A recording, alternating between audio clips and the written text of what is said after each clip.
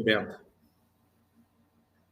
Salve, salve, rapaziada! Vamos começando mais um Cleito Game Show no ar para vocês e vamos trocar uma ideia hoje com ele, Ricardo Perrota, também o famoso presidente do Zona Rubro Negra, é o meu convidado da noite e vamos trocar aquela ideia, conhecer um pouco mais sobre ele, falar sobre futebol, mas vamos falar muito sobre a vida também, projeções e muitas curiosidades sobre essa fera que está do meu lado aqui. Uma boa noite, irmão.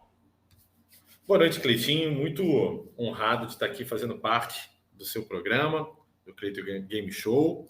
Então, galera, se inscreva aí também, quem não está inscrito, né? Dá o like, que é super importante. Espero que venha muita gente aí para poder assistir e também mandar pergunta aí, se puder, se não puder. Enfim, Cleitinho arrebenta.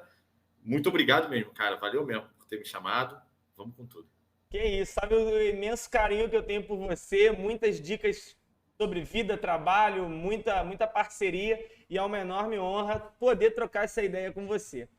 E Obrigado. Sem mais delongas, meu parceiro, vamos começar a bagaça, vamos começar a brincadeira e eu vou começar com uma pergunta bem de leve, bem tranquila, que todo mundo conhece o Perrota do Zona Rubro Negra, isso já é costume, todo mundo já está ali vendo diariamente, tem toda uma troca de ideias. Mas eu quero saber quem é o Perrota no dia a dia. O que Perrota faz, o que Ricardo Perrota gosta de fazer. Conta pra mim e pra galera que tá aí acompanhando a gente também. Cara, o Perrota é um cara que não para um segundo possível, sequer, assim, durante todo o dia.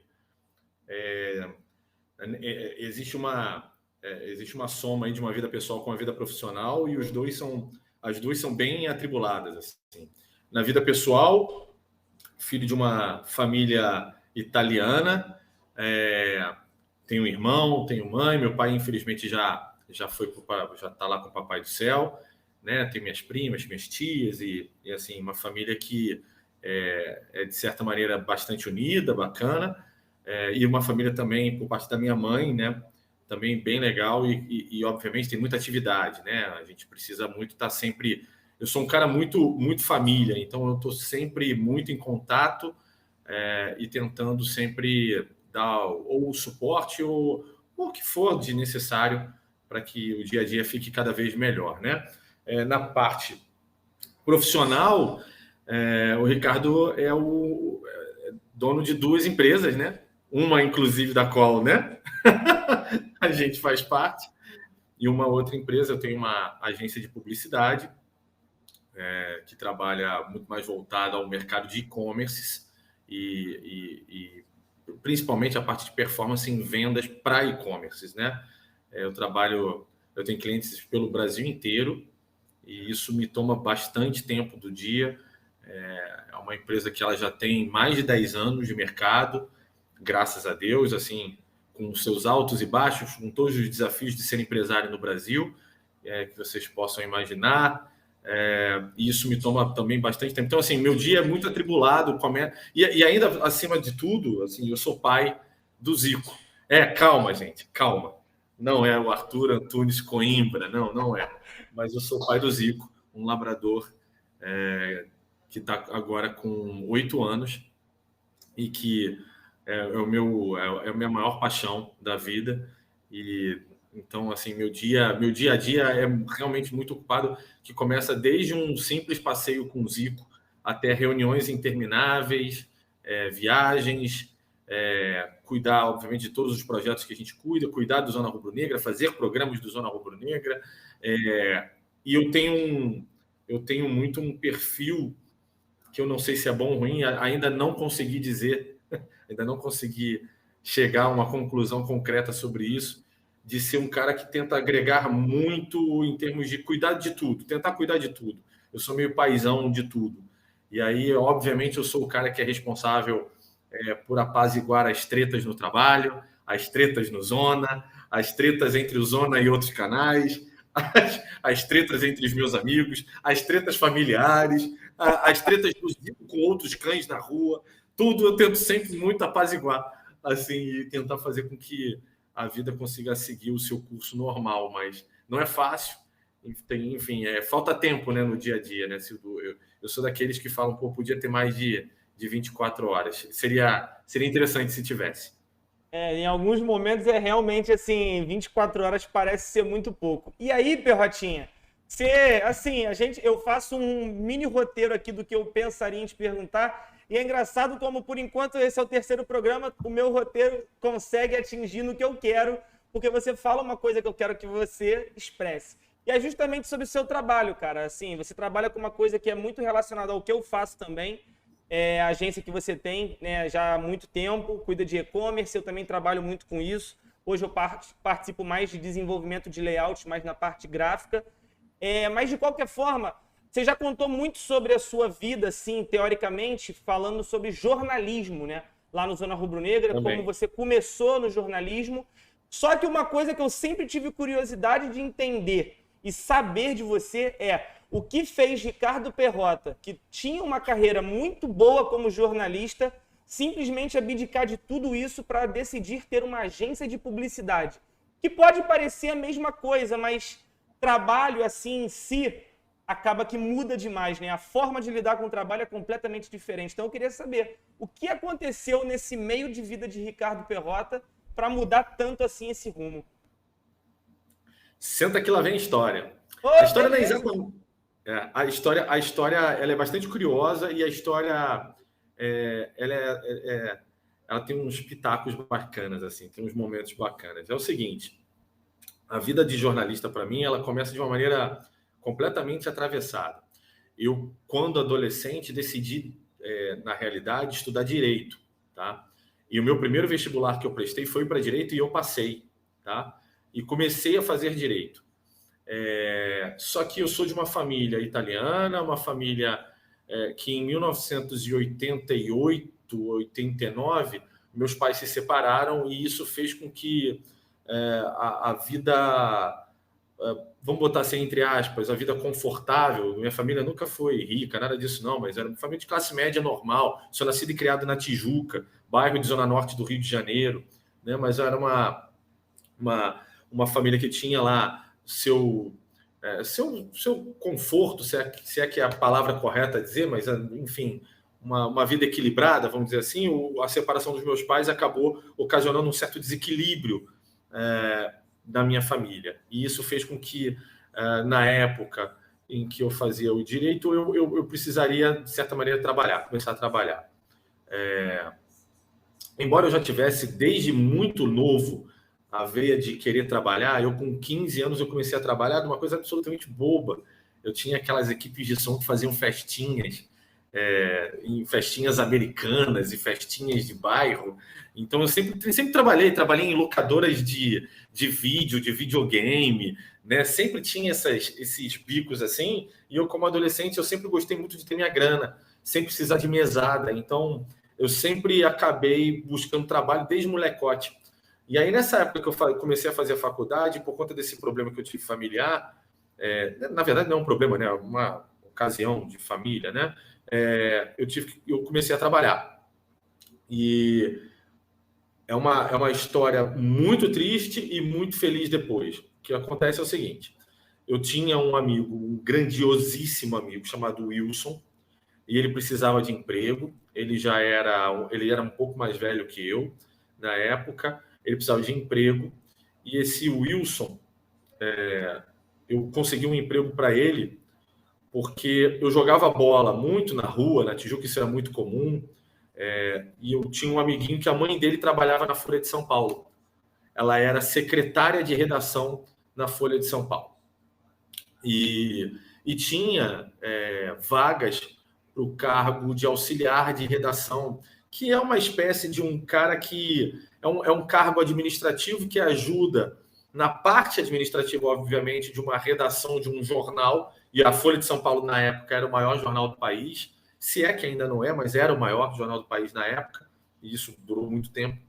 E esse Wilson precisava muito de emprego, ele morava na comunidade do Andaraí, era um cara muito nota 10, e eu consegui arranjar esse emprego para ele, fazendo essa ponte entre a mãe desse meu amigo e ele. E ele durou uma semana na Folha de São Paulo, porque, infelizmente, nessa época, como eu disse agora, o Wilson morava na comunidade do Andaraí, e no dia que ele descobriu que ia ser pai, ele foi vítima de uma bala perdida. E, infelizmente, faleceu. E aí, por conta dessa...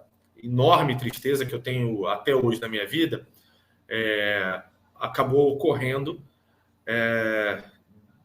de uma maneira ou outra, dessa vaga que ele tinha pego na Folha de São Paulo, ela acabou caindo no meu colo. A Lígia, que era a secretária de redação, ela me liga uma semana depois, não lembro, não me recordo agora exatamente quanto tempo depois, e fala: Ricardo, você já está trabalhando? E eu fazia algum trabalho, eu não me lembro exatamente qual, eu acho que era, eu estava fazendo um trabalho de representação e de vendas de planos odontológicos, umas coisas muito loucas, assim, na época.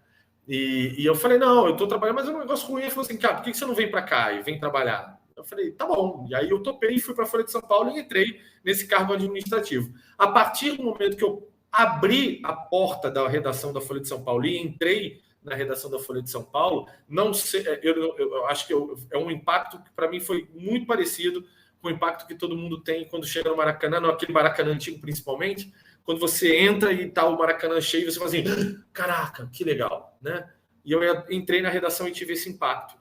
Olhei para aquilo tudo, para aquela loucura que é uma redação de jornal, que era, né, uma redação de jornal com jornalistas renomados, famosos, e aquele movimento todo. E eu fiquei fascinado por aquilo e imediatamente, acho que nem um mês depois, eu tranquei a faculdade de Direito e prestei um novo vestibular para jornalismo e novamente passei e comecei a fazer jornalismo. Daí por diante eu trabalhei como auxiliar de redação e tinha uma coisa muito engraçada que aconteceu na Folha de São Paulo, que era o seguinte: foi trocada a diretoria da Folha de São Paulo no Rio de Janeiro. Tinha um cara que me contratou, que era o diretor Zaço, que era o Luiz Caversan.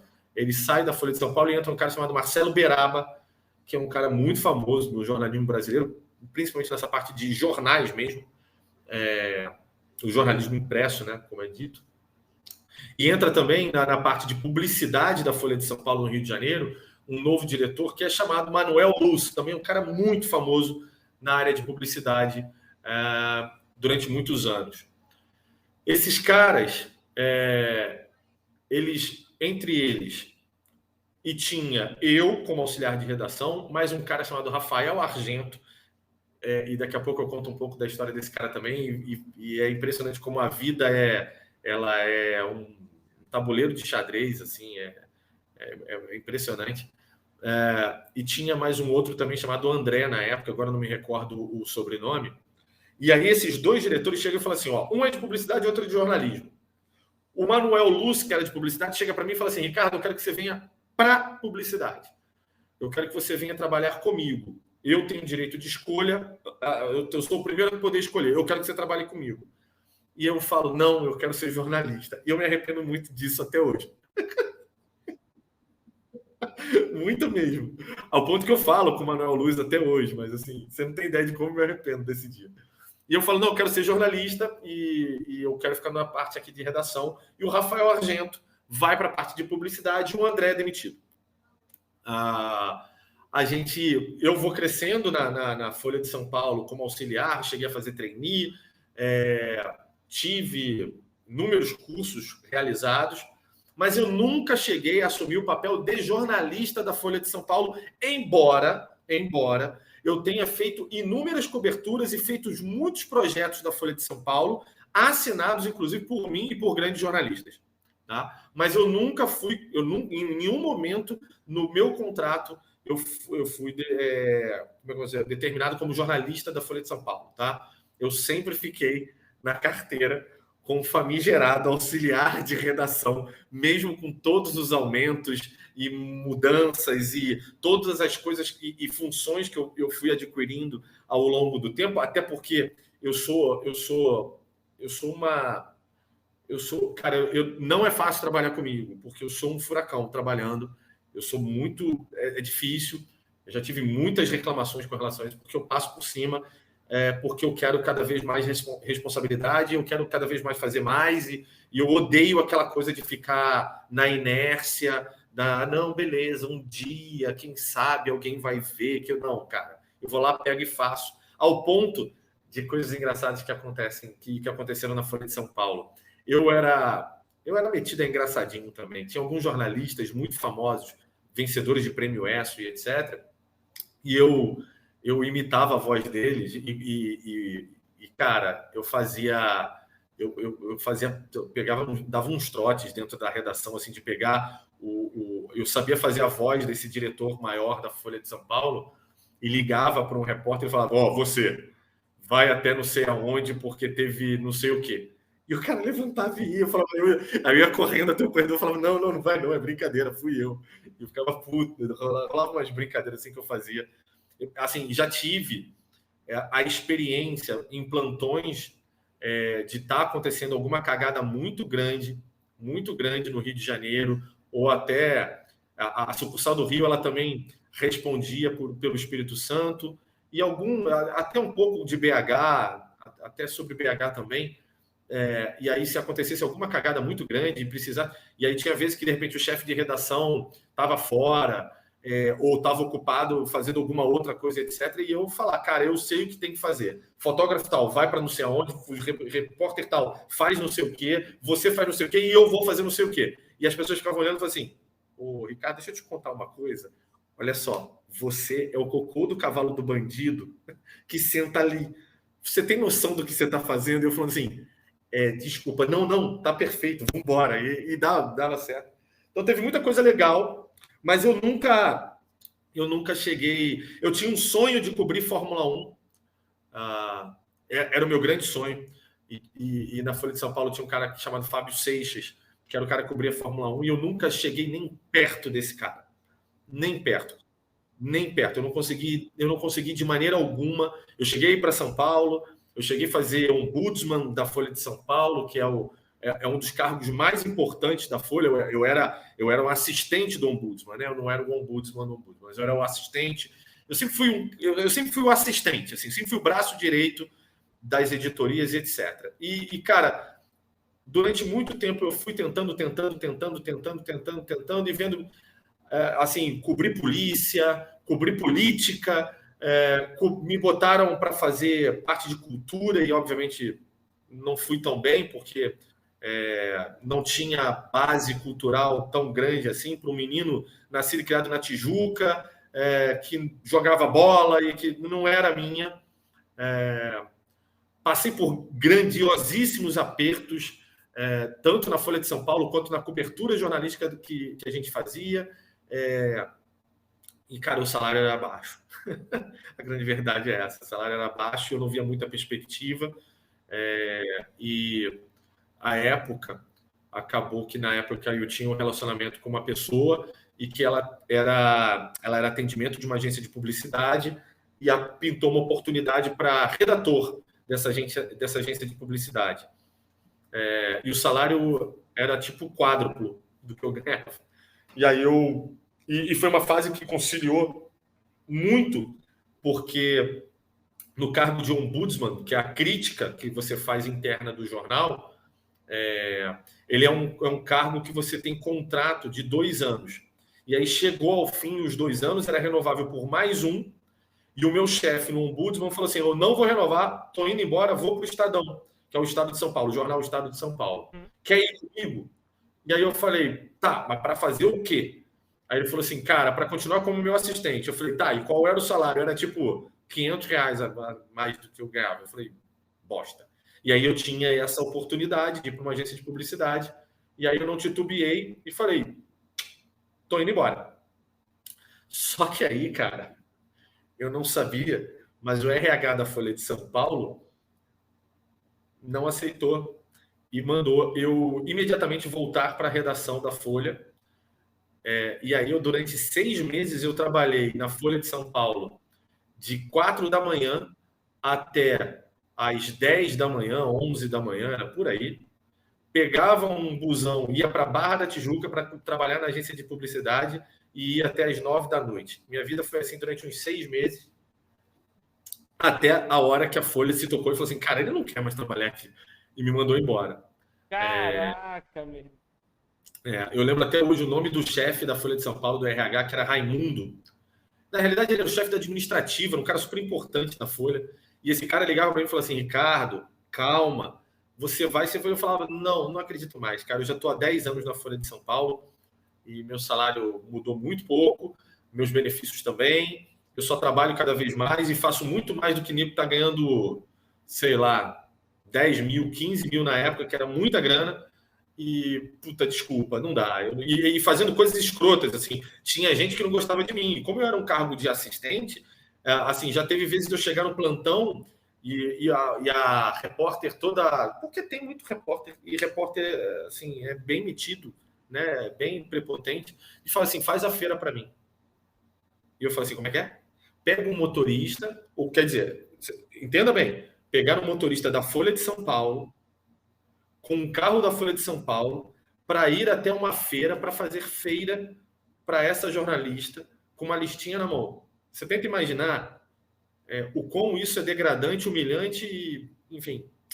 Mas isso aconteceu e não foi uma vez só, não. Fora tantas outras humilhações que eu passei, mas isso é muito bom para a gente aprender. Né? Uhum. Então, assim, aí começa a minha carreira na publicidade, que eu trabalhei numa agência digital chamada Oficina da Imagem, que era capitaneada por uma agência muito grande de São Paulo chamada Eugênio, que era detentora de 90% a 95% do mercado imobiliário e de construtoras no Brasil inteiro. Tá? No ano de 2007, 2006, caramba, eu não estou lembrando agora o ano, acho que é 2006 ou 2007, eu não me recordo agora. Acho que foi isso. E eu começo a trabalhar como redator e em poucos meses já virei coordenador de produção. De coordenador de produção, eu já começo a entender que publicidade é do caralho e já faço cursos para gerente de projeto, PMO, e viro gerente de projeto. E já de gerente de projeto, já assumo a direção dessa agência em São Paulo. Vou para São Paulo com o desafio, porque o Rio de Janeiro tinha, assim, o mercado de construtoras imobiliárias no Rio de Janeiro sempre foi muito forte. E o faturamento da agência no Rio de Janeiro era o triplo do faturamento da agência em São Paulo. E aí, para me testarem, me mandaram para São Paulo para mudar esse cenário. Eu chego em São Paulo e a minha missão era demitir 80% da agência e contratar uma nova equipe. Então, tenta imaginar que o quanto eu fui odiado. Tá? E eu me dava com muita gente, assim, muita gente mesmo. Eu gostava de muita gente de São Paulo. Eu chego, mando embora 80% da agência de São Paulo, faço uma nova equipe, começo a trabalhar e em um ano eu duplico o faturamento do Rio de Janeiro.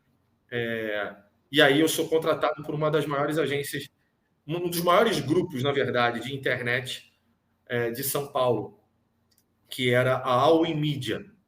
A All In Media, ela era dona, ela era um hub de empresas que tinha dentro o eHub. Meu Deus do céu, está me fugindo o nome das empresas que tinham dentro, e todas elas eram muito fodas, assim. Basicamente, o Buscapé, que é enorme, era dessa empresa. E aí eu estou falando do comecinho do Buscapé, vocês não têm ideia. O Buscapé eram 2 mesas, tá?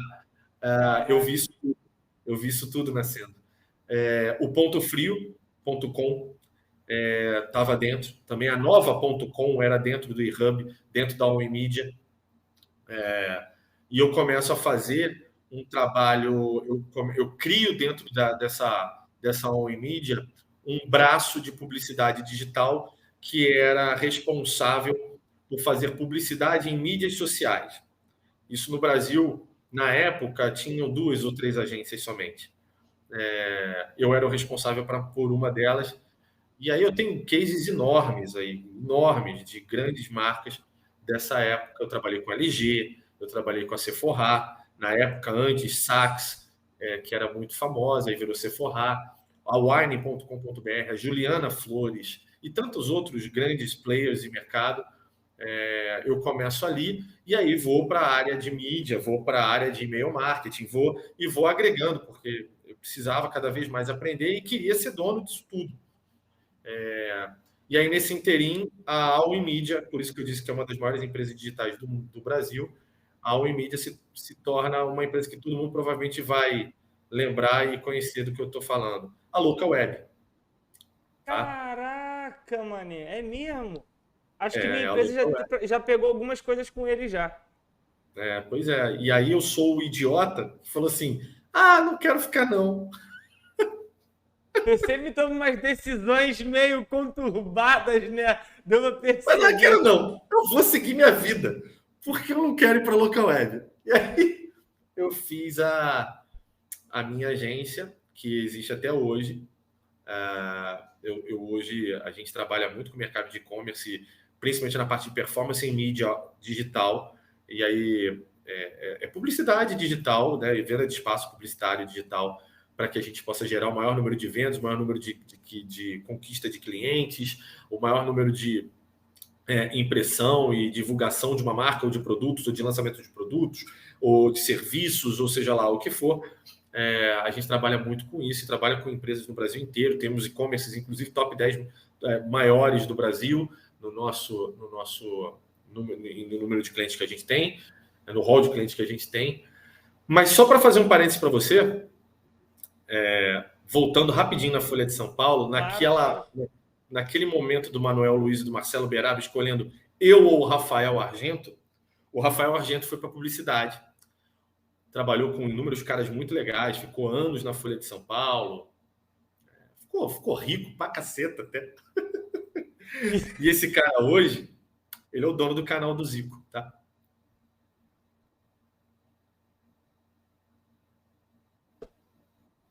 Impressionante. Puta que pariu, mané. Aquela pausa dramática, a vida é uma caixinha, né, de surpresas. Aquela pausa bem sugestiva e dramática para onde a vida... impressionante, cara. Impressionante. Cara, mas assim, Rafael, acho que a vida... Ele já apareceu em inúmeros vídeos, inclusive, do Zico. Oi? A vida toma as decisões dela também, né? Só você que escolhe, não. A vida também faz o trabalhinho dela, né? Sem dúvida alguma, sem dúvida alguma. E assim, tem umas coisas muito curiosas nesse caminho todo que eu tracei. Tem muito, cara, tem muitas histórias pontuais da época de cobertura jornalística. Tem muito projeto foda da Folha de São Paulo que eu participei e que existe até hoje, assim, e que caiu no meu colo sem o menor, assim, e eu falo assim, cara, olha o que você está fazendo, assim, para te dar uma breve noção.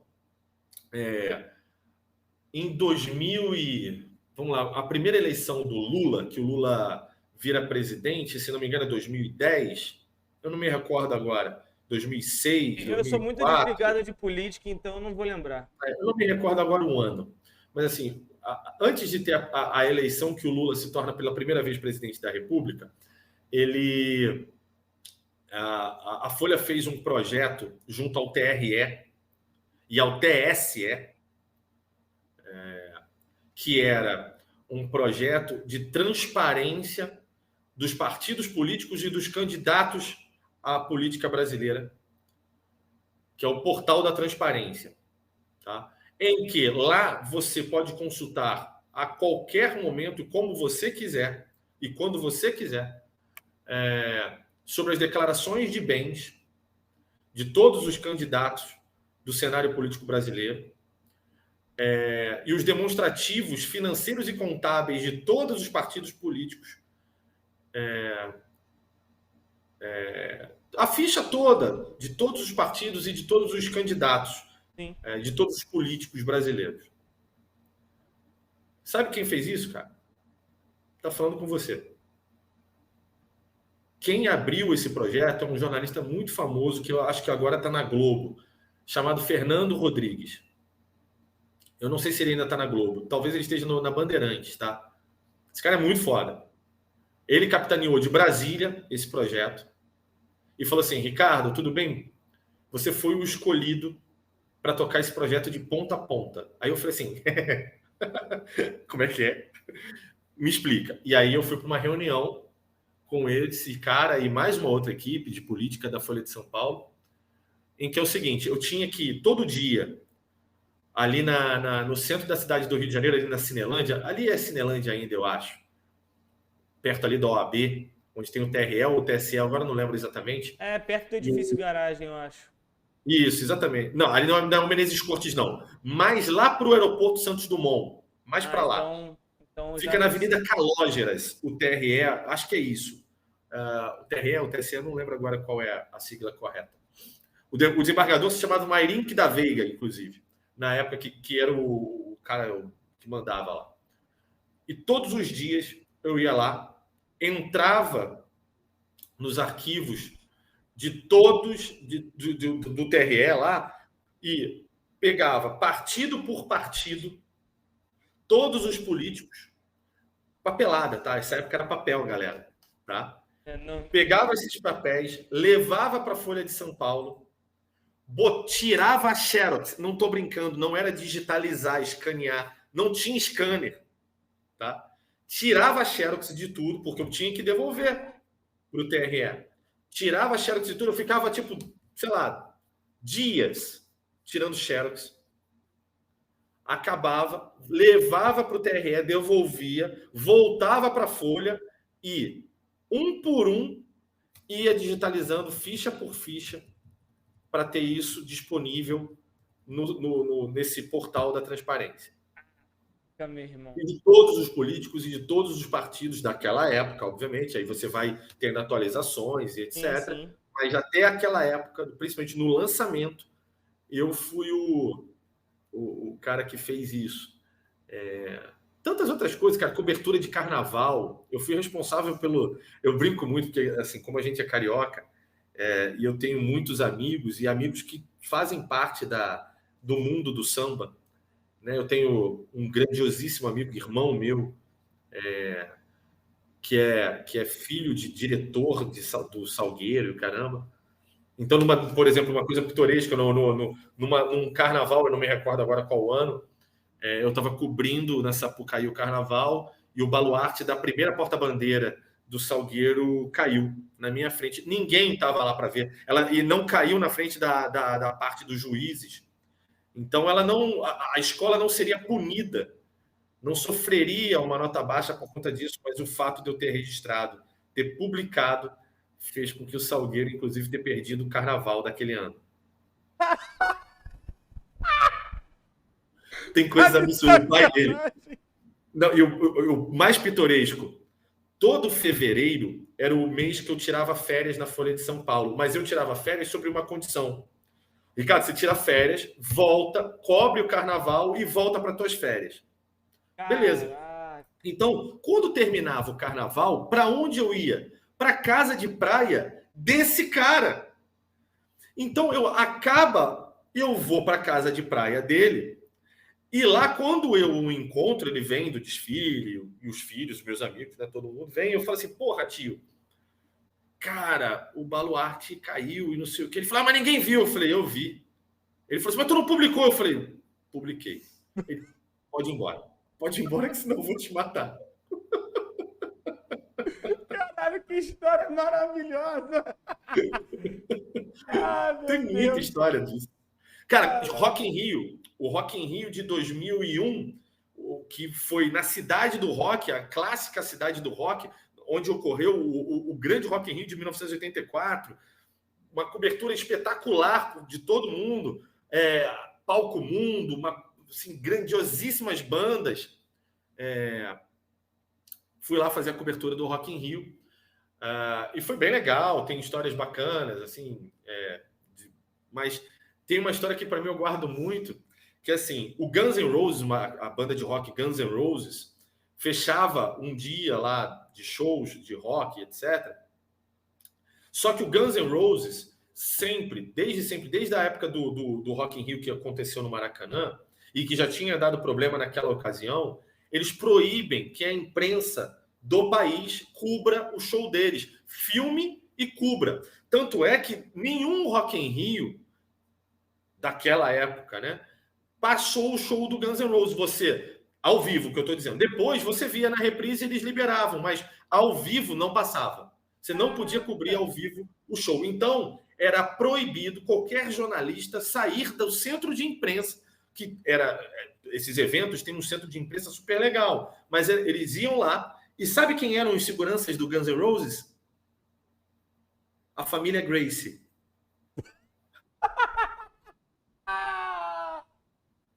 Então, assim, Eu não sabia disso porque em 91, 92, que foi no Rock in Rio do Maracanã, embora eu fosse adolescente, fui em alguns shows até, porque minha família tinha cadeira especial no Maracanã. Eu não fazia nem ideia de que eu seria jornalista. Mas vamos lá. Estou no centro de imprensa, chega um carrinho com aqueles carrinhos de golfe, né? No centro de imprensa do Rock in Rio, com os seguranças do Guns N' Roses falando: ó, vocês já sabem, fica todo mundo aí, não vai ninguém cobrir. E aí tem um cara, um fotógrafo da Folha, premiadíssimo, chamado Antônio Gaudério. É um gauchão. Gaudério, obviamente, né, já conta bastante a história. Ele olha para mim e fala assim: Ricardo, nem fudendo, vamos cobrir. Aí eu falei assim: não, cara, não vou, não vou. Você tá louco, não tem a menor chance. Ele falou assim: não. Ele pega a câmera dele, era uma Canon EOS, sei lá o quê, mas ele pega uma lente objetiva, não sei os nomes direitos disso aí, que era um Kid Bengala, era uma coisa enorme, né? Caralho, que delícia. E fala: vambora, porque a gente vai fazer o seguinte, a gente vai lá para baixo, muito longe, você leva teu bloquinho e vai fazendo as anotações que você quiser, entrevista quem você quiser de lá, e eu vou pegar de lá a foto e eu vou meter uma foto de primeira página na Folha de São Paulo amanhã do Guns N' Roses. Eu falei, você notou que o segurança tinha o Rickson estava no meio, você reparou? E aí ele falou: não, daí, caguei. Eu falei: não. A gente liga para a redação e a chefe de redação fala: cara, vocês são loucos, mas eu gostei, vai.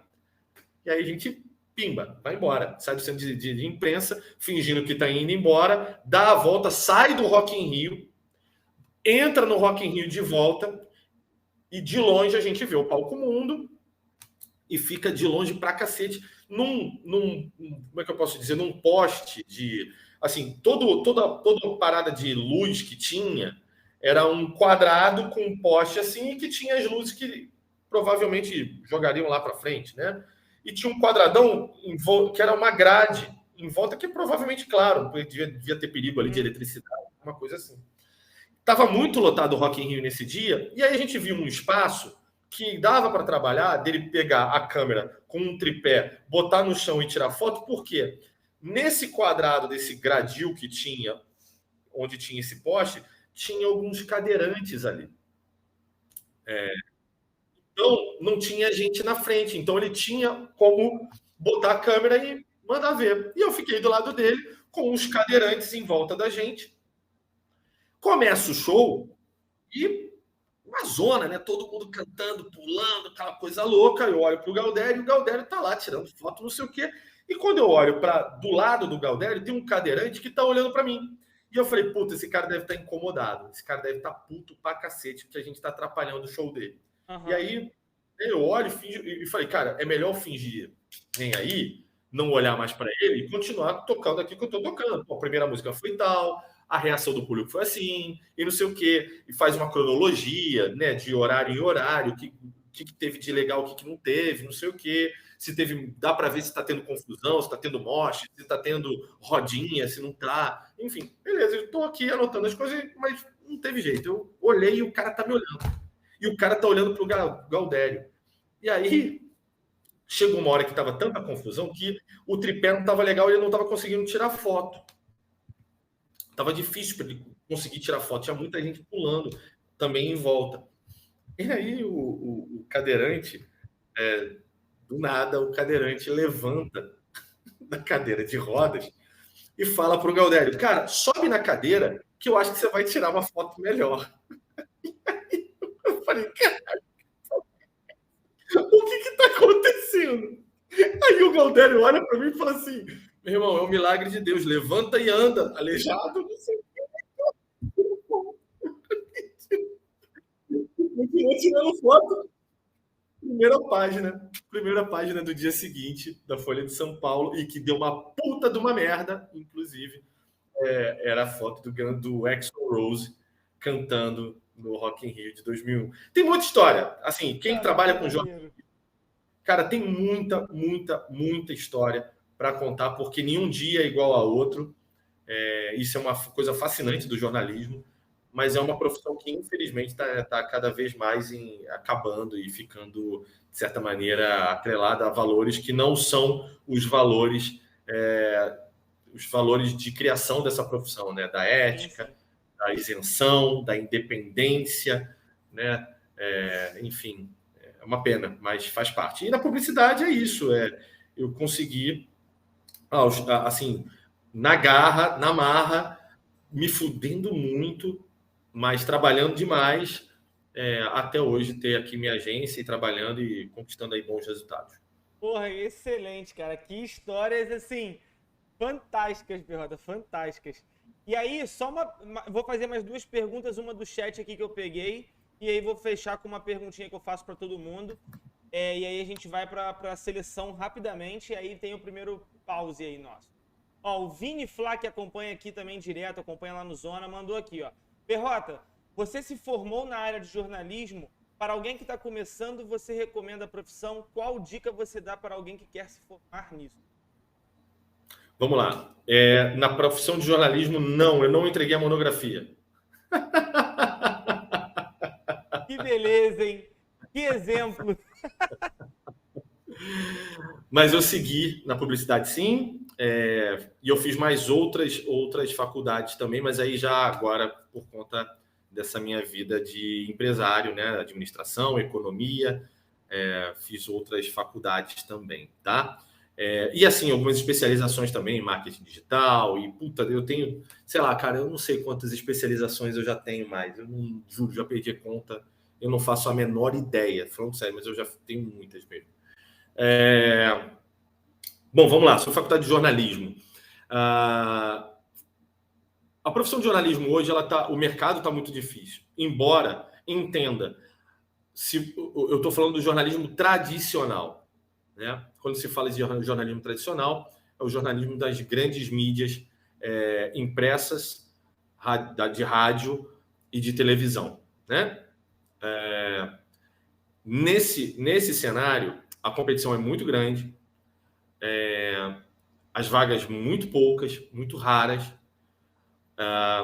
e diria mais, assim, numa condição de trabalho bastante discutível, pelo que eu vejo. Faculdade de jornalismo, aí eu precisaria saber onde você mora, se é no Rio mesmo, se é em São Paulo, assim, você tem muitas faculdades espalhadas pelo Brasil bastante interessantes, tá? Universidades interessantes. Se for no Rio de Janeiro, eu recomendaria o UERJ, tá? Recomendaria o UERJ. Ele é do Rio de Janeiro. Uma boa pedida ao UERJ como faculdade pública.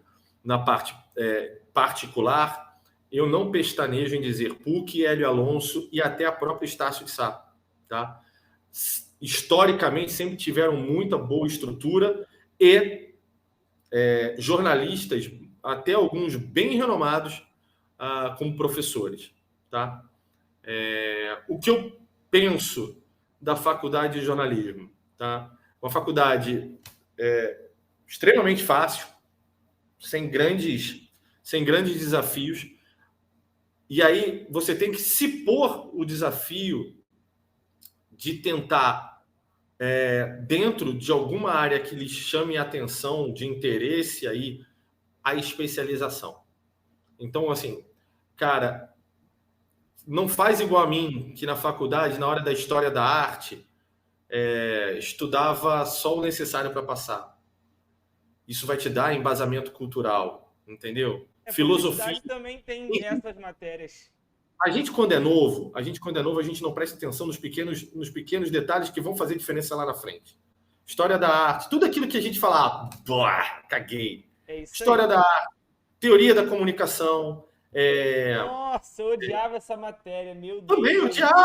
E normal, jovem vai querer fazer o mínimo para poder passar por essas matérias, e nas partes mais práticas, que são legais, aí vai que vai, né? Exato. Mas a única matéria que eu tive que fazer uma terceira prova para passar foi teorias da comunicação, e a outra foi semiótica, que eu odiava semiótica. Porra, todo mundo, né? Filosofia é uma matéria que, porra, todo mundo odeia, mas isso tudo vai te dar embasamento cultural para lá na frente, na hora que você fizer uma especialização sobre qualquer área, seja esporte, seja cultura, cotidiano, política, e isso vai fazer diferença.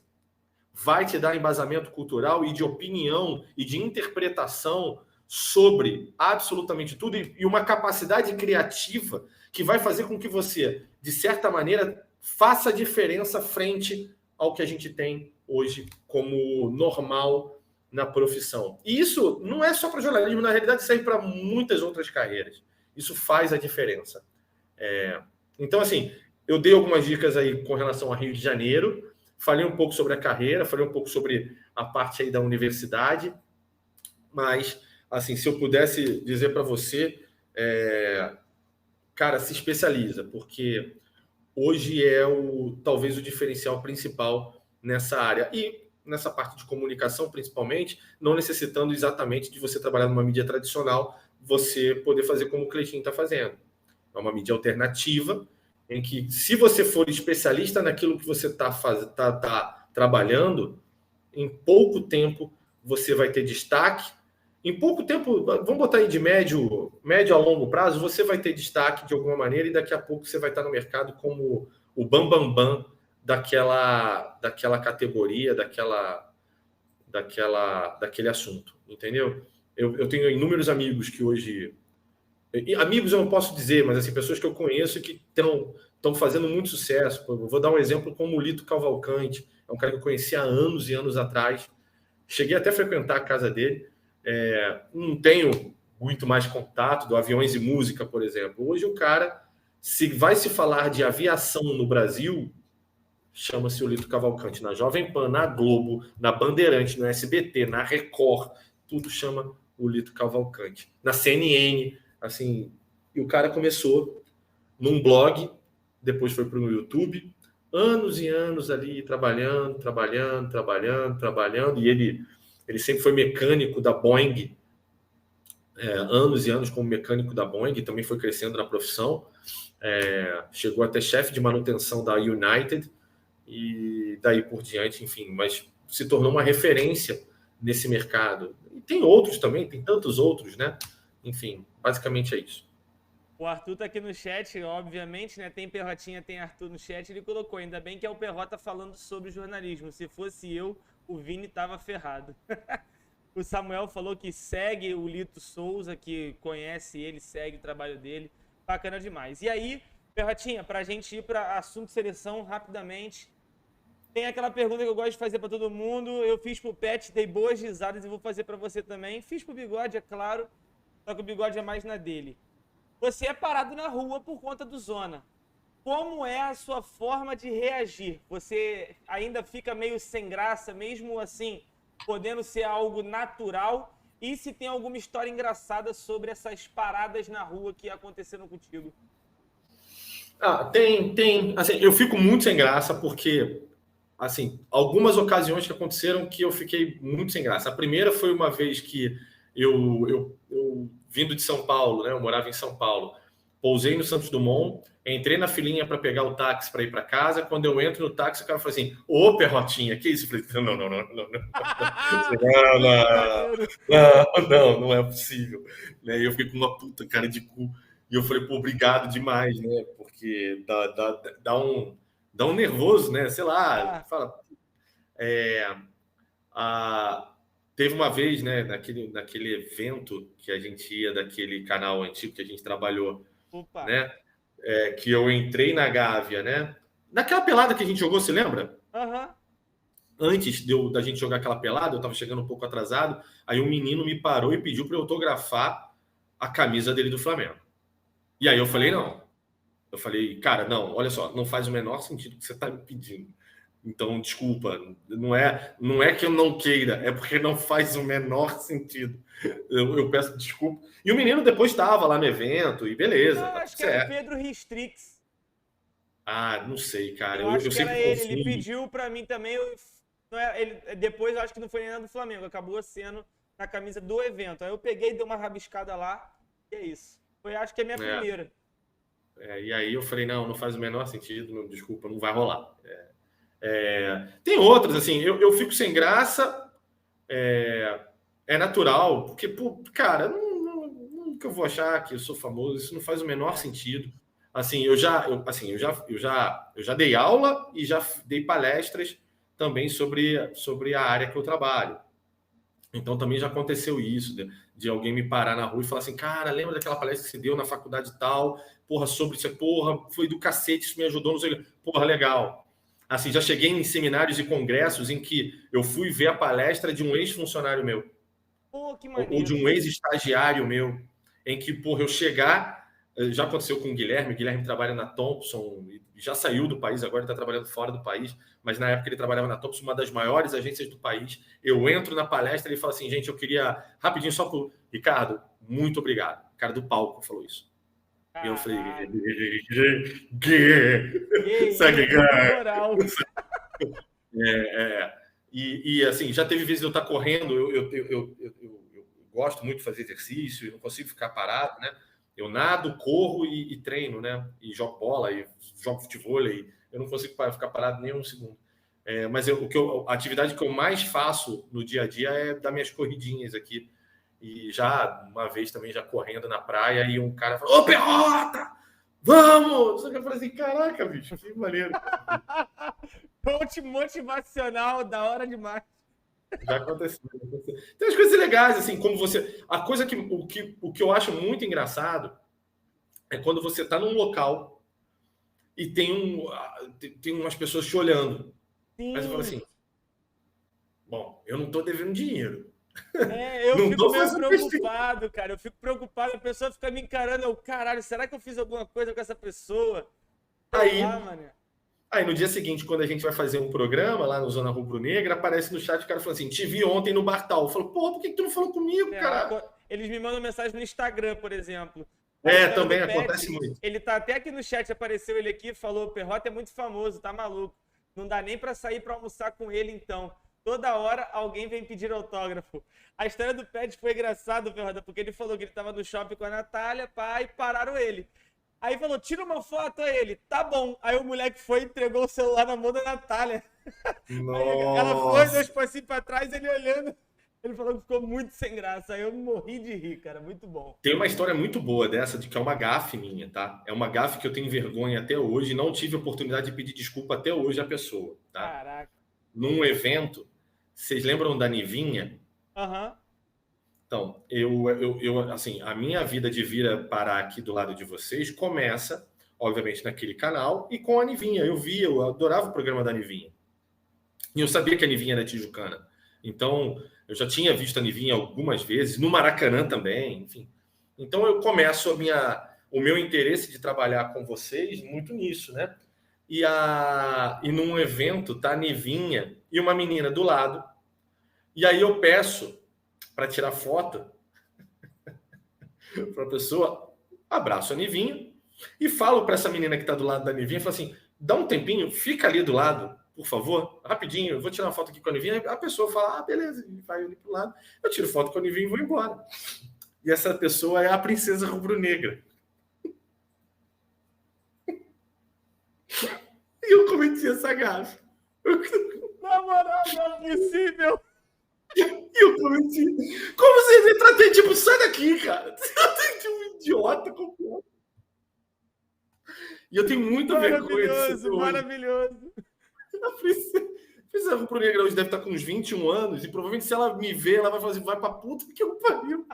Seu velho merda. Muito enfim, bom. Eu sou capaz de coisas bom. absurdas. Eu sou desses. Ai, maravilhoso. Perrotinho, então, pra gente terminar esse nosso primeiro bloco na brincadeira do treinador por um dia, tá aparecendo na tela pra galera, você não tá vendo, mas é muito simples. Você vai montar a sua seleção brasileira. É óbvio que eu vou pedir só a sua colaboração com apenas os selecionáveis pelo Tite, né? Porque senão tu vai me dar um trabalho do cacete pra poder buscar. Mas se tiver que trocar um ou outro, eu troco de boa. Eu faço aqui a busca na hora e a gente troca. E aí, vamos lá. Começando pelo goleiro, meu parceiro. Quem você colocaria no gol da seleção brasileira? Provavelmente é o Ederson, o outro é aquele do Liverpool que eu esqueci o nome. É o Alisson, o Ederson e o Everton do Palmeiras. Eu vou de Alisson. Eu acho o Alisson mais seguro. Beleza. Lateral o Ederson direito. É muito doido. Eu gosto muito do Ederson, mas eu acho ele muito doido. Ele é bom com os pés, mas debaixo das traves eu também prefiro o Alisson. Lateral direito, aí você tem Danilo, Daniel Alves e Emerson Royal, que joga hoje no Tottenham. Se quiser algum outro, eu puxo aqui. Danilo. Danilo? Beleza. Agora, dupla de zaga. Quem você vai escolher para sua dupla de zaga? Marquinhos, né? Marquinhos, Militão, Thiago Silva. Eu coloquei esses 3 aqui que geralmente são os principais aí. Marquinhos e Militão. Marquinhos e Militão, a mesma do Bigode. Eu odeio, assim, onde tiver Thiago Silva, você pode ter certeza que eu não vou estar. Tá? Ok, perfeito. Lateral esquerdo, aí tem Renan Lodge, Alex Telles, Alexandro e Guilherme Arana. Puta, que vontade de botar o Arana, mas... Vontade de botar o Arana, cara, mas eu não sei se o Arana tem pegada para já jogar futebol internacional, entendeu, Cleitinho? Eu tenho muito minhas dúvidas, Fagner, porque ele foi para a Europa e voltou, né? Ele bate, acho que no Betis ou no Sevilla e volta. Puta merda. Fala de novo o nome, que eu esqueci um. Hoje tem aqui o Renan Lodge, que hoje está no Atlético de Madrid, jogou no Atlético Paranaense. Tem o Alex Telles, que joga no Manchester United. O Alexandro, que joga na Juventus. E o Arana. Cara, eu juro para você que nessa eu fico em dúvida.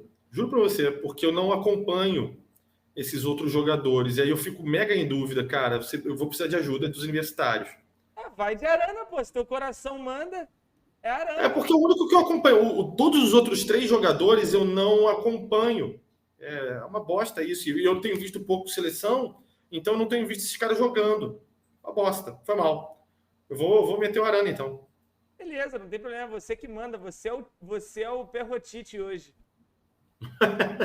Vamos lá. Dupla de volantes agora. Volantes nós temos aqui para você. Casimiro, Fred, Paquetá, Gerson, Fabinho e Bruno Guimarães.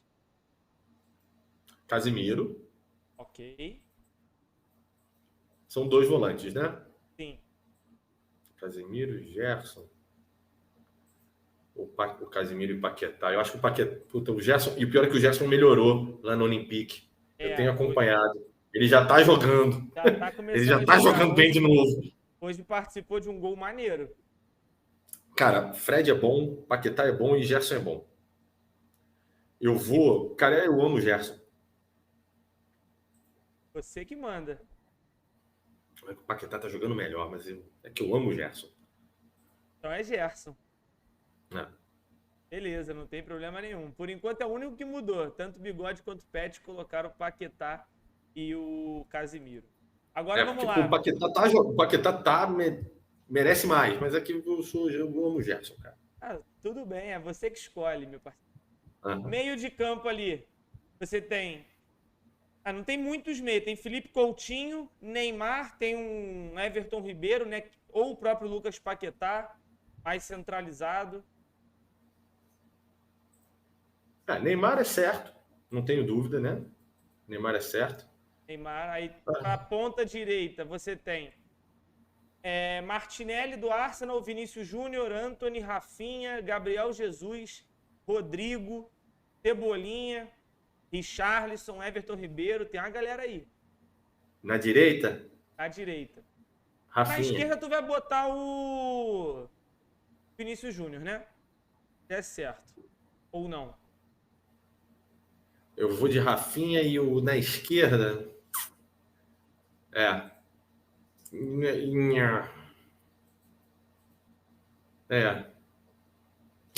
Vai o Vinícius Júnior. Eu acho que o Vinícius Júnior tem um problema muito sério de finalização. Isso me incomoda. Eu também. Eu tenho essa mesma percepção que você. E aí, no ataque, nós temos Gabriel Jesus, Gabigol, Matheus Cunha, Firmino ou Richarlison Pombo. Eu vou de Matheus Cunha, cara. Eu não vou botar o Gabigol. Matheus Cunha. Aí. Que bola. Então, a escalação do Perrotinha tá na tela. Ele selecionou esses 11 jogadores aí, sendo Perrotite por um dia. Beleza? Tirou, sim, o Stumano falou, canalha, tirou o Gabi. Ele é o treinador, ele faz o que ele bem entende, ele quer botar o Matheus Cunha. Olha só, o Gabi é do Flamengo. Eu não quero ele na seleção. Vocês não estão entendendo. Não vai ter ninguém do Flamengo na seleção se bobear. Muito bom, muito bom. Então, galera, finalizamos esse nosso primeiro bloco. Vamos dar aquela pausa de 2, 3 minutinhos super rápida. E aí vai ter aquele quiz, né? Os 3 primeiros que acertarem o nosso quebra-cabeça de hoje vão ganhar 500 pontos na lojinha do canal. E vale lembrar também, por favor, respondam pelo Twitter com a hashtag CleitoGameShow, beleza? Eu só contabilizo se acertar lá. Então, já voltamos dentro de alguns minutinhos aí com mais Perrotinha e as perguntas pra gente ver se o Perrota é bom ou não é bom no futebol. Vambora!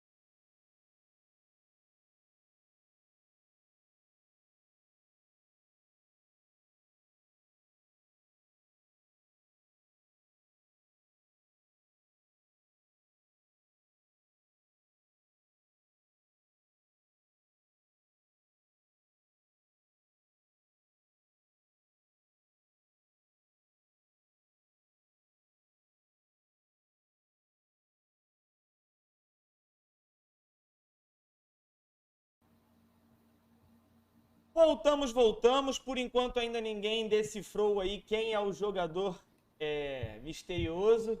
Eu acho que esse ninguém vai acertar, não. Esse eu fiz difícil mesmo. Vou dar até uma dica, porque eu sei que ninguém vai acertar. É brasileiro, tá? Só pra ficar aí a dica. Aí vocês têm poucas opções aí agora, tá bom? Perrotinha, vamos pro nosso quadro de perguntas e respostas. E aí você tem 8 opções de perguntas e você vai escolher 5 delas. Você tem entre matemática, geografia, história, futebol nacional, futebol sul-americano, futebol internacional, seleção ou pode mandar. Você tem esses 8 temas para você escolher. Você vai escolher os 5 que você se sentir mais confortável. Os 5? 5 mais. Eu não quero falar sobre internacional porque eu não gosto. Então você não vai escolher. Show. Desses 5 eu vou te dar a pergunta. Se você acertar sem eu te dar as alternativas, você ganha 100 pontos. Se você quiser as alternativas, vai valer 50. Mas se você errar, você perde tudo. Então, é assim que funciona. Não é difícil. Show do milhão, mas que beleza! Tu vai ver que no início parece difícil, mas no final é bem tranquilo. Vamos lá. Qual o Vamos primeiro lá. tema que você tá afim de falar? Pode ser história. Tá, então vamos lá. Deixa eu já botar a pergunta de história aqui pra gente. Estou selecionando história e vamos lá. Lembrando, você tem 20 segundos para dar a sua resposta, tá? Fudido, vou perder muito feio. Vamos lá. Calma aí, deixa eu colocar aqui o cronômetro na tela certinho. 20 segundos. Vamos lá, tá valendo os 20 segundos. E a pergunta é essa aqui, Perrota. Qual foi a principal mudança de regra no futebol instituída pela International Board em 1993? Puta, não sei se é recuar pro goleiro ou se é impedimento. Acho que era o recuar pro goleiro. Não pode. Não sei. Tem certeza? Não, mas tem alternativa. Tem as alternativas, não tem? Não, então, se você quiser falar recuar pro goleiro, você ganha os 100 pontos. Agora, eu ganho porque eu acertei? Eu acertei? Se você quiser as alternativas, a pergunta de 100 vira 50. Não vai nas alternativas. Acho que é melhor jogar no jogo de segurança, né? Jogo de segurança. Beleza. As alternativas, então, são essas. Letra A, gol de ouro na prorrogação. Letra B, goleiro não pode pegar recuo com as mãos. Letra C, mesma linha não é impedimento. Ou letra D, inclusão do VAR. Bom, VAR não é. A mesma linha não é impedimento, não é 93. O recuo para o goleiro, ele aconteceu, acho que a primeira vez em uma Olimpíada, mas essa ou é o recuo para o goleiro, ou é a letra A, que é a... Gol de ouro na prorrogação. Gol de ouro na prorrogação. Não, essa que era da Olimpíada de... Puta, eu tô entre essas duas, A ou B. Puta que pariu. Foi em 93, tá? Não, agora você tem o tempo que você precisar. Peraí, então deixa eu botar aqui no Google.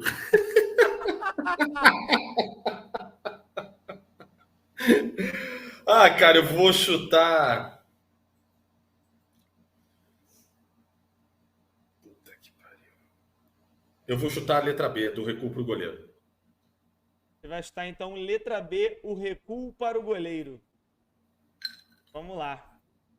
E a resposta para a primeira pergunta de Ricardo Perrota está exata! Moleque, porra, eu sabia, droga! Porra, e você sabia a resposta, você poderia ter ganhado 100 pontos e aí acabou o repórter Vesgo arregou. Vamos lá. Show de bola, Perrotinha mandou bem demais. A primeira pergunta já foi pro saco. Agora, próximo tema. Futebol nacional. Futebol nacional. Vamos lá, então. Vamos selecionar o futebol nacional. E a pergunta do futebol nacional para você, Perrota. Deixa eu colocar na tela. Futebol nacional é: quem foi o campeão brasileiro da Série A em 1981? 20 segundos. 81. Peraí. 81 não foi Flamengo. Grêmio Santos. Não. Alternativas. Alternativas? Beleza. Vamos lá. Vamos de alternativas, então. Alternativas são: letra A, Flamengo. Letra B, Grêmio. Letra C, Guarani. Ou letra D, São Paulo. Grêmio. Assim já dilata? Então, beleza. E a segunda resposta de Ricardo Perrota está exata! Imagina, Grêmio. Não! Caraca, mas foi. Eu tava entre Grêmio e Santos na cabeça. O problema é que o Santos apareceu na minha cabeça e não sei porquê. Acontece. Faz tempo. Por que as perguntas pro Perrota são mais fáceis que as minhas? Fala Bruno Pet. É porque eu tenho uma lista. E aí eu sigo a lista. Para ele caiu isso. E ele tá escolhendo as alternativas certas. Eu explico para você, Bruno Pet. É uma questão de empatia, de simpatia, de amizade. Pessoas que aparecem mais na vida perguntam para as outras pessoas se você tá bem? Quanto tempo não te vejo? Não abandona. Que é muito importante, exato, né? Abandonou a gente. Tem tudo disso. Entendeu? Tem tudo disso. É isso. Pessoas magras. É um bom ponto. Mas temos um ponto também. O Pet e o Bigode não fugiram da matemática. Eu quero saber se você vai fugir da matemática. Mas é muito óbvio que sim. Não, assim, mas a pergunta de matemática engloba esportes, entendeu? É tudo. Vai Eu não envolver quero esporte. saber de matemática nunca na minha vida. Nunca. Mas nunca. Então tá bom. Então tá. Próxima alternativa, vai. Geografia. Geografia agora para Ricardo Perrota. Vamos selecionar geografia. Está selecionado. Vamos para a pergunta de geografia. Deixa eu selecionar aqui. Beleza. Vamos lá. Em que país ficava localizado o lendário estádio Hassunda? México. Não é México? Ou é Você tem Espanha? 20 segundos aí para pensar. México. Não é México. Será que. Aí, caralho. É alternativa de novo. Alternativa, meu Deus, e nada. Como é que é? Nada me. Esqueci. Faltará. Me faltará. É isso aí. Vamos lá, então. As alternativas são essas.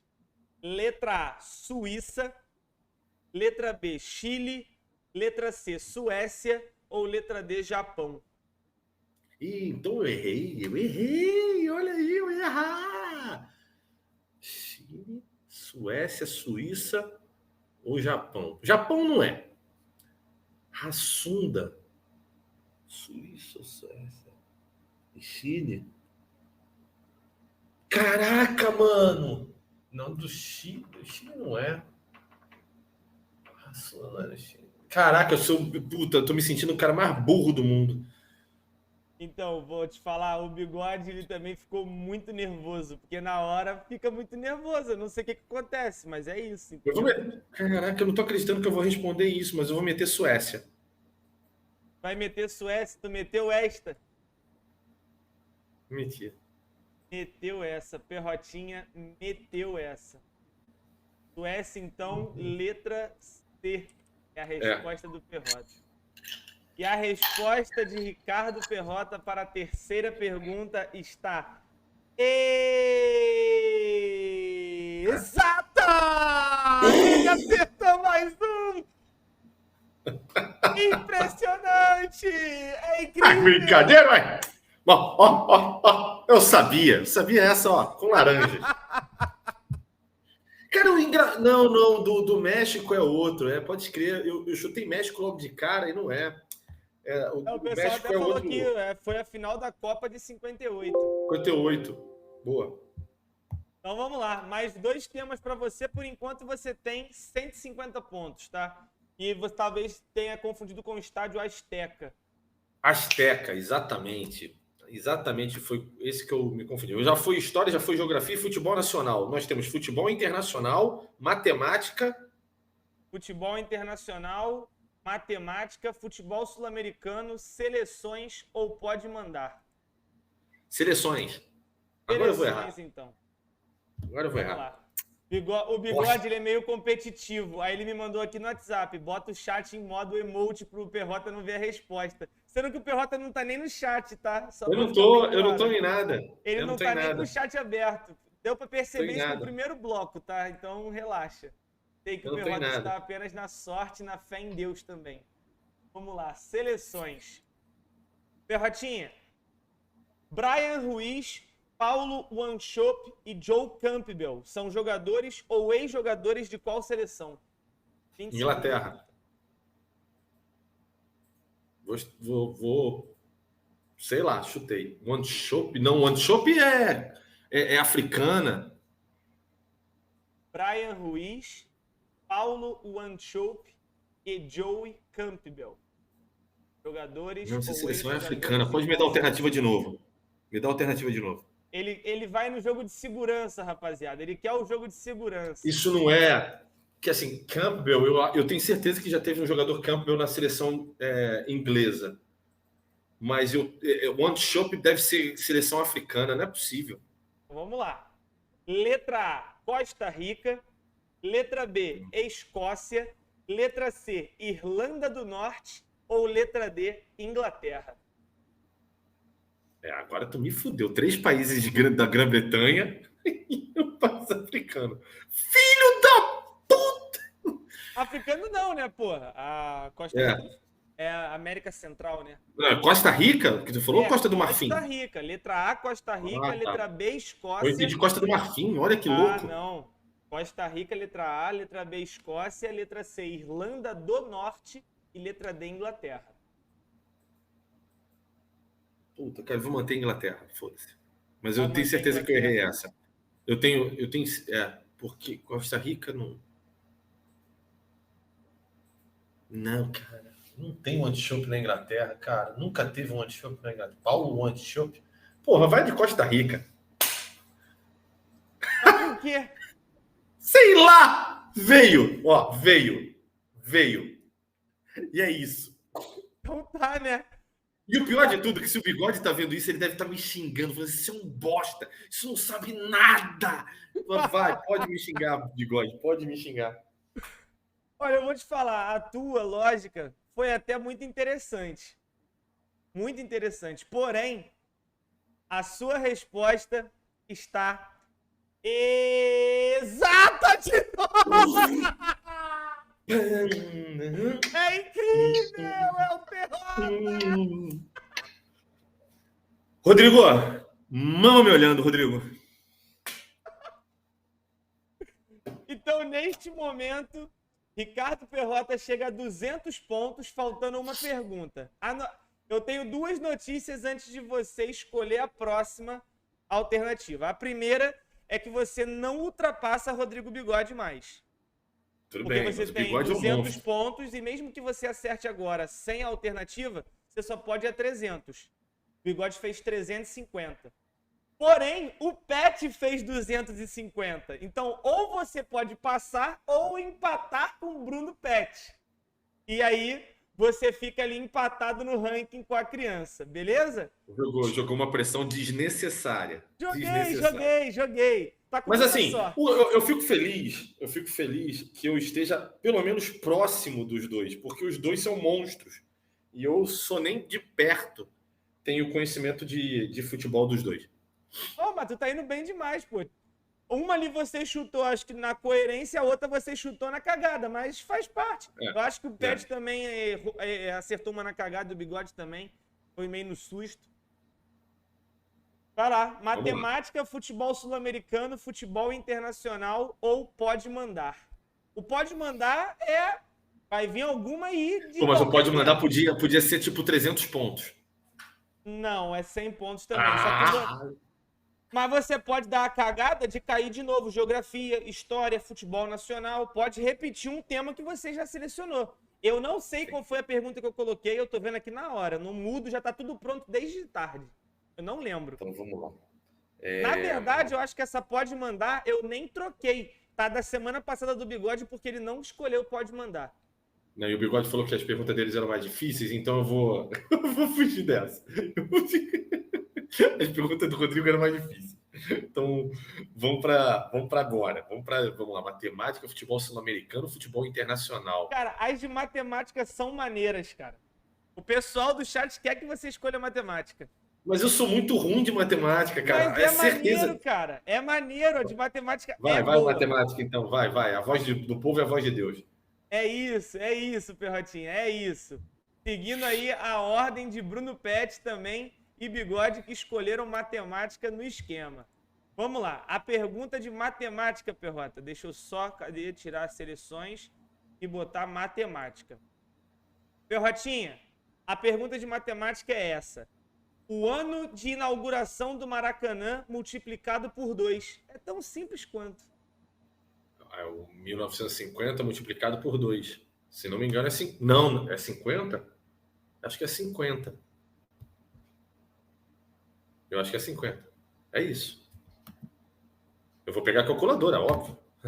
Pode pegar, você acha que não tem problema não. É? 3.900. 3.900. Isso. Você está certo disso? Sim, porque o Maracanã foi inaugurado em 1950.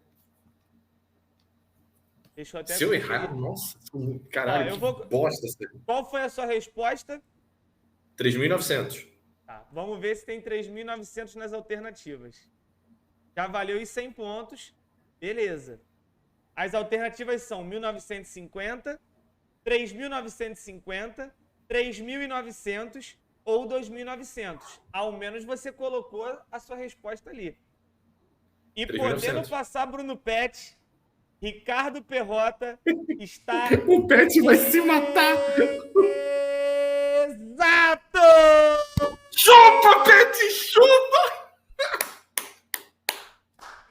Ele passou! Seu fraco, vou mandar aqui no WhatsApp pra ele. Você é fraco, você é fraco. Muito fraco.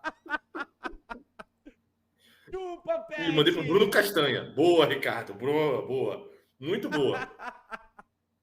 Chupa, Bruno Pet! E com isso, Bruno Pet cai para a terceira colocação. Cadê? Deixa eu só pegar certinho aqui, que eu não sei a foto.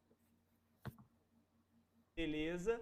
E Ricardo Perrota, o Perrotinha, sobe para a segunda colocação. Eu fiquei com quanto? 300? Você ficou com 300 pontos. Pô, foi bom pra cacete. Tô ali, ó. Tô cheirando o bumbum do Rodrigo. Assim, ó. Coisa gostosa. Tá gostosinho. Deixa eu só tirar esse negócio aqui. Para isso, calma. Tentando organizar aqui o negócio.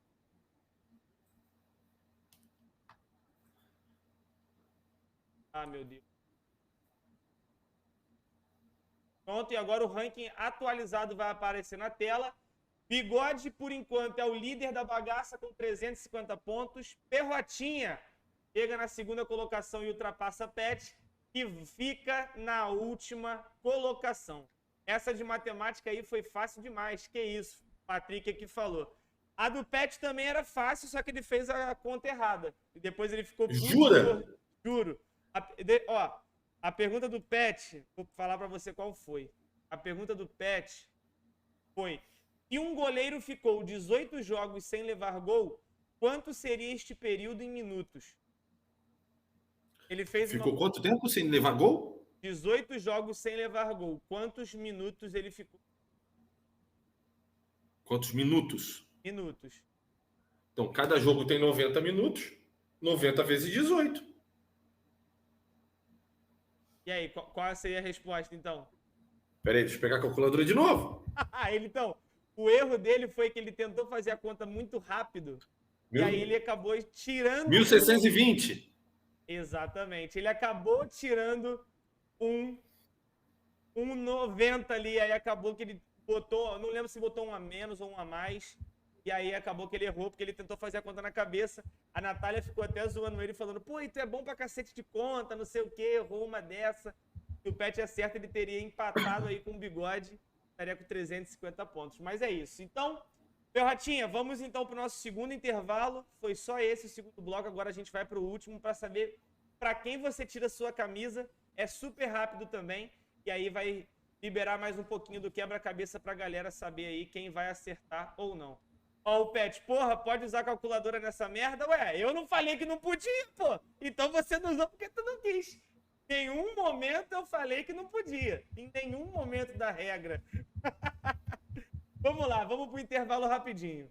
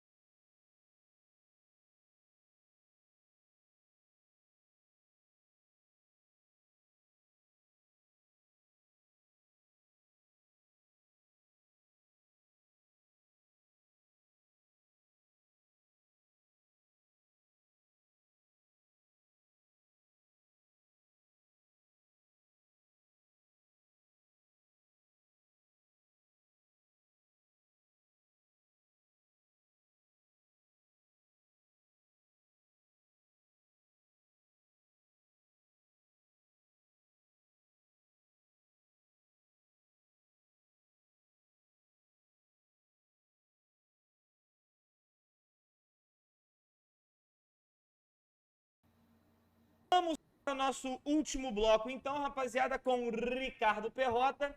E agora, Perrotinhas, você tem 6 camisas na tela, de números de 1 a 6. Você vai escolher 3 números, um por vez. Cada camisa vai revelar um rosto, uma foto, qualquer coisa. E você vai ter que falar sobre essa pessoa ou fato e comentar se você tira ou não tira sua camisa. Medo? Vamos lá.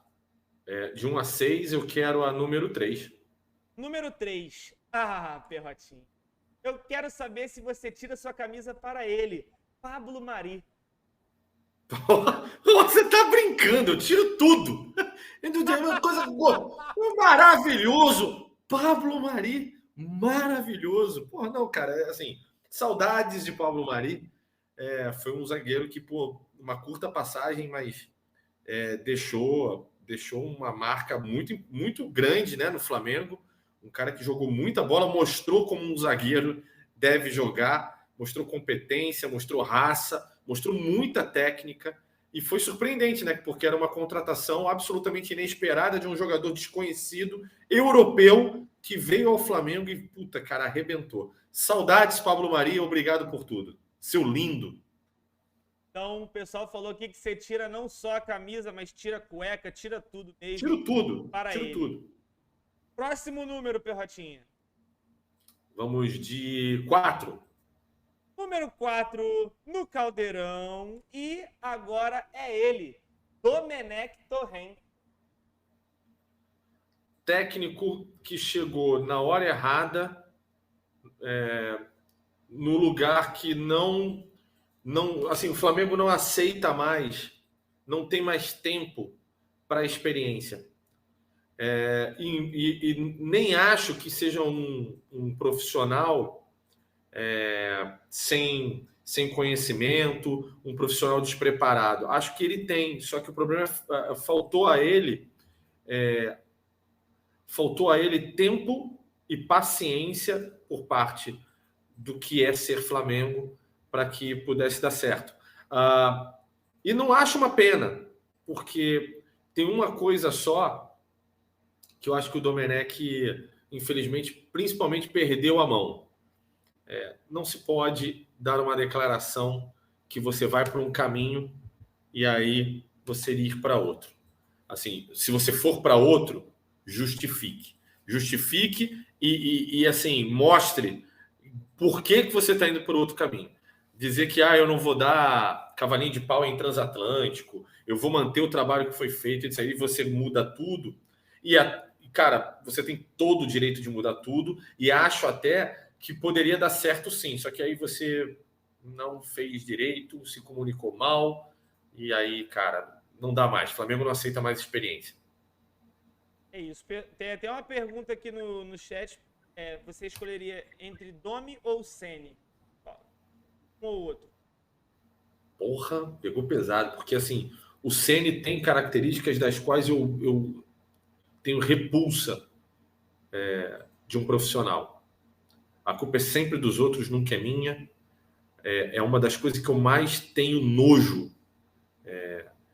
Você nunca está errado, você é um ser magnânimo, a falta de capacidade de empatia, comunicação, de humildade me dá. Cara, cara, se tem uma pessoa que eu odeio é o Rogério Ceni.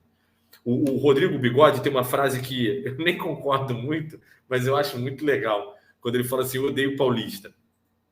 E o Rogério Ceni tem todas as características de um paulista. É um profissional de mão cheia, tem conhecimento, é um cara que entende do que está fazendo, mas a personalidade absolutamente paulista fode ele.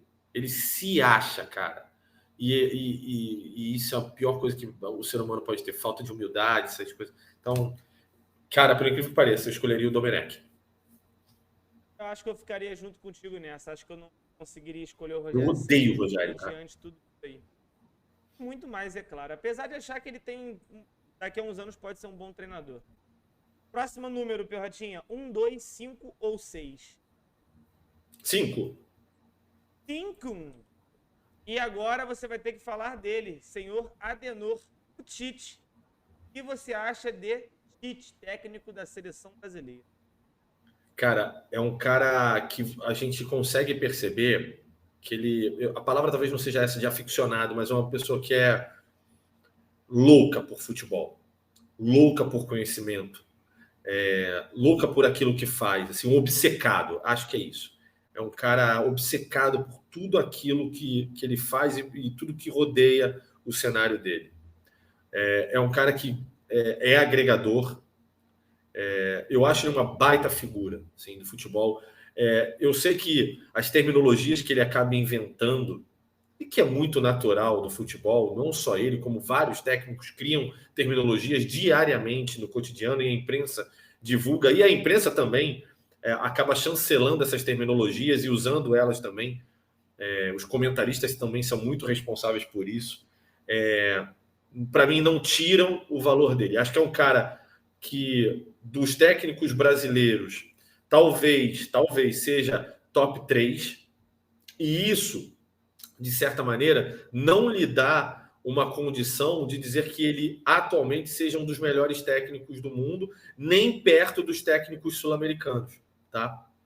Porque, como eu já disse inúmeras vezes, técnicos brasileiros são técnicos ultrapassados. O Tite talvez seja um dos técnicos menos ultrapassados no Brasil, mas mesmo assim continua praticando um futebol, principalmente depois de ter sido eliminado pela Bélgica na última Copa do Mundo, um futebol hoje que tem muito a ver com o futebol brasileiro atual, a forma como os técnicos brasileiros atuam e veem o futebol. Um futebol reativo, um futebol aquele de fechar a casinha, jogar por poucas oportunidades e tentar ser efetivo na maioria delas. Um futebol que não tem a ver com o DNA do Brasil. Mas até a gente precisa também analisar e raciocinar se o futebol hoje tem a ver, cabe no futebol de hoje as características e o DNA do futebol brasileiro de antigamente. Né, da criação, da capacidade de criação, da capacidade de drible, de ludibriar o adversário, da malandragem, de tudo isso. Acho que não. O futebol está muito mais atlético, o futebol está muito mais tático, estratégico. E por isso, cada vez mais um esporte tão estudado. Né? O Tite tem estudado, mas eu ainda vejo nele reações e iniciativas do passado. Por isso, como eu disse, seja top 3 do Brasil, mas isso põe ele muito longe da primeira prateleira de técnicos da Europa, por exemplo. Ele é a terceira prateleira. Concordo plenamente. Acho que resumiu bem. Acho que ele tem traços ainda do DNA brasileiro nele, que por mais que ele possa se livrar disso, consegue.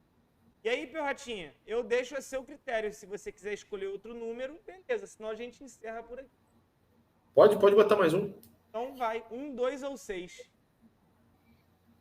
1. Caraca. Vamos lá. Então, no número 1, Perrotinha, eu quero que você fale sobre o que você acha sobre a SAF. Essa nova metodologia que vem sendo implantada aí, agora chegando no futebol brasileiro, com o Cruzeiro, com o Vasco, com o Botafogo. Eu quero saber a sua opinião sobre ela. Eu hoje estou num papel de observador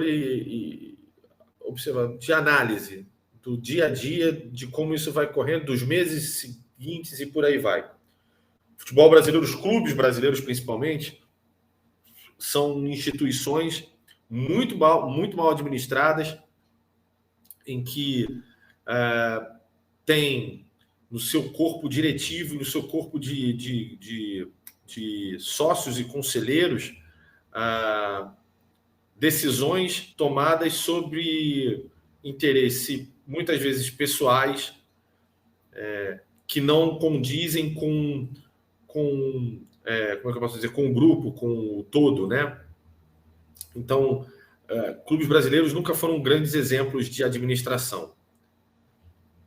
Dito isso, a SAF vem para solucionar um problema organizacional e administrativo, principalmente financeiro, dos clubes brasileiros, como uma alternativa que lhes façam sair da boca rota.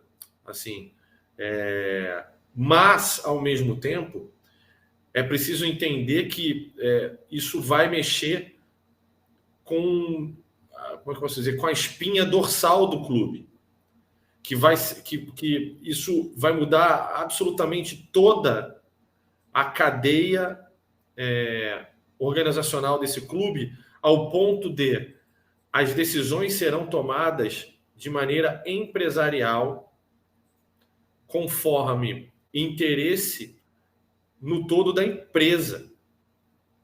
O que eu estou querendo dizer com isso? É uma mudança de cultura.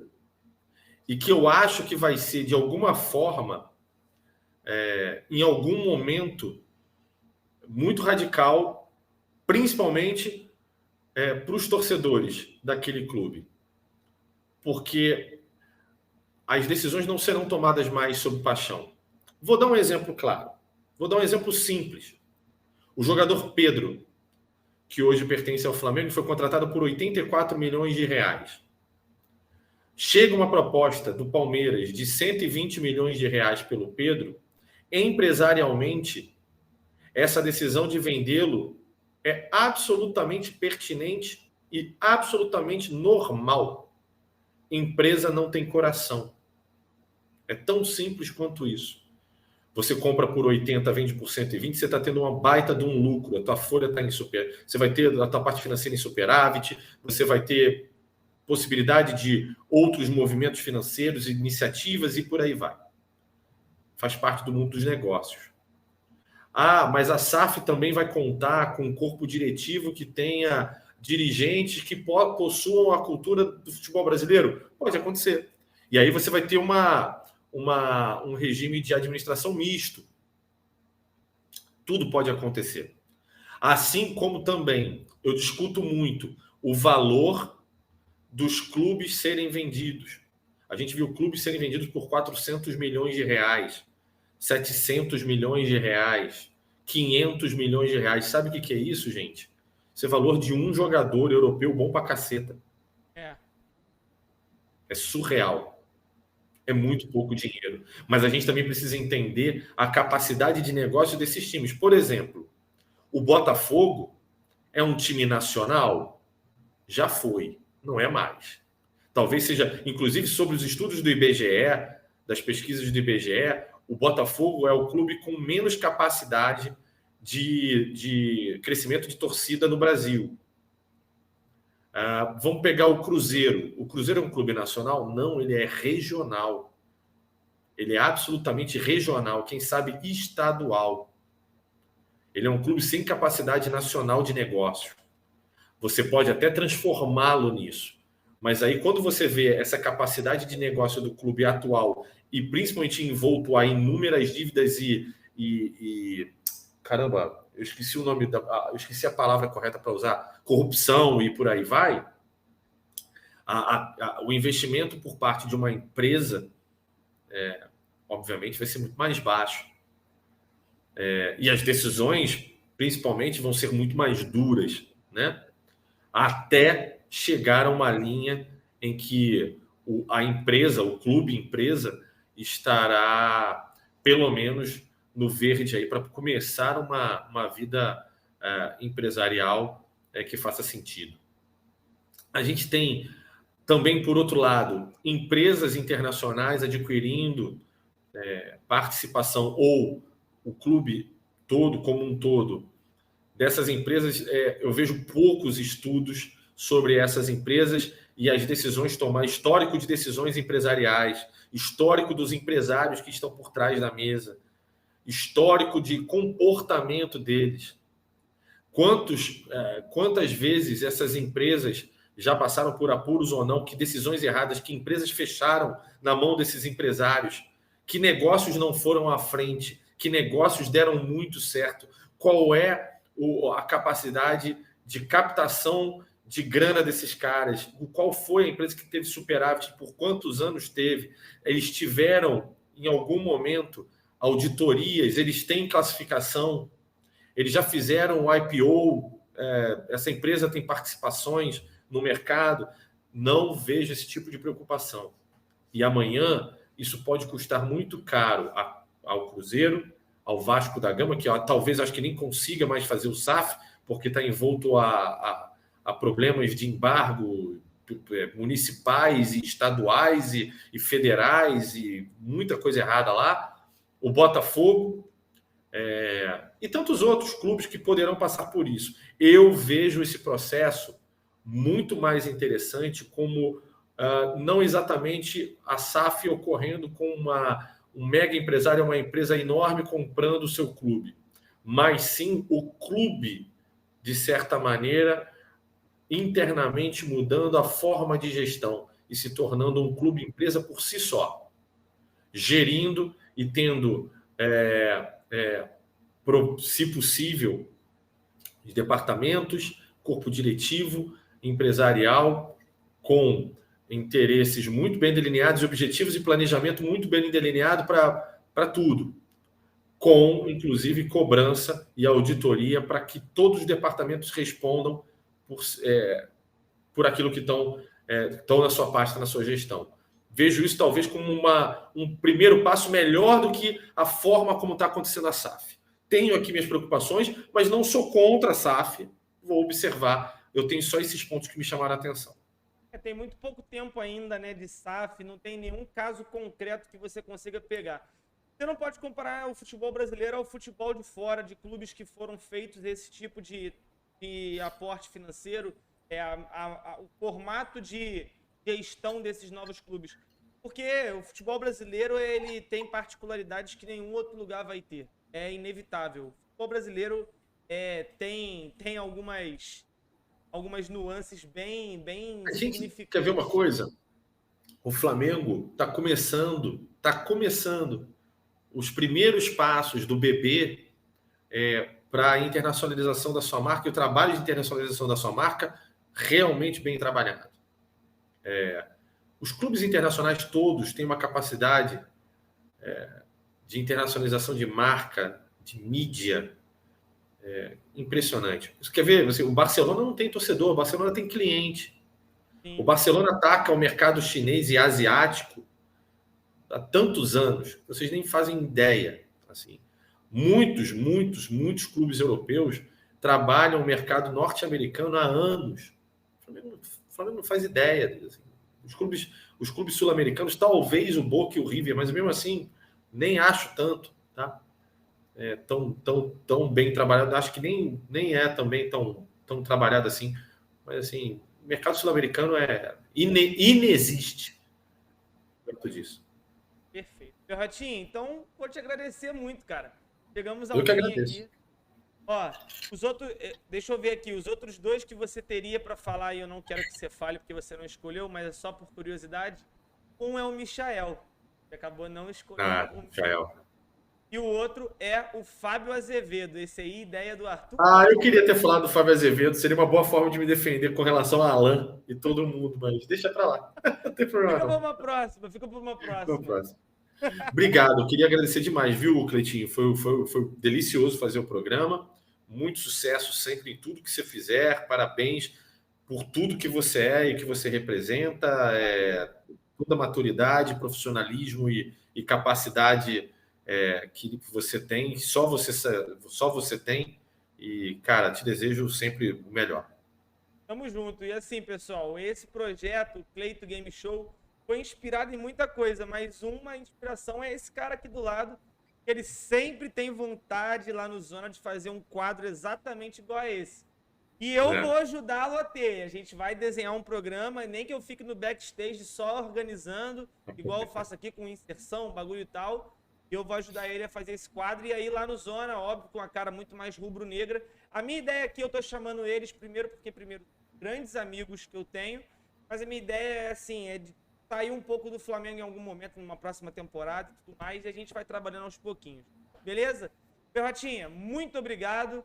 Obrigado a você. Nos vemos aí, provavelmente semana que vem eu devo estar em alguma live com você. É isso. Até daqui a pouco.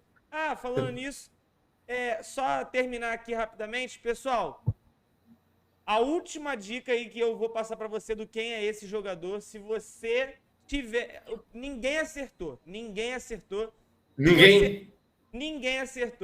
O primeiro do chat que acertar eu mando 500 pontos. Só pro primeiro. Essa é a dica final. Tá faltando só o rosto do jogador. Pronto, o Lucas Oli já acertou. Já acertou. Faltando só o rosto do jogador, o Lucas Oli já acertou. É o goleiro Lauro, que já jogou na Ponte Preta, já jogou na camisa que ele está vestindo, que é da Portuguesa Santista, já jogou no Atlético Mineiro, etc. Então, o Lucas acertou. E aí, Perrotinho, ó, o Vini Fota mandando aqui, Perrota, tu é foda. O Estumano mandou, parabéns pelo programa e Perrotinha, valeu pelas histórias, muito boa ouvi-las. E a Carolzita falou, queria que o Ricardo me mandasse um beijo. Manda um beijo pra Carolzita. Um beijo, Carolzita, um beijão no coração, obrigado, viu? Exatamente. Então, fechamos agora sim, Perrotinha. Vamos finalizar por aqui e obrigado a todos aí que acompanharam mais um Cleito Game Show. O quadro vai estar amanhã lá no YouTube para quem quiser assistir e acompanhar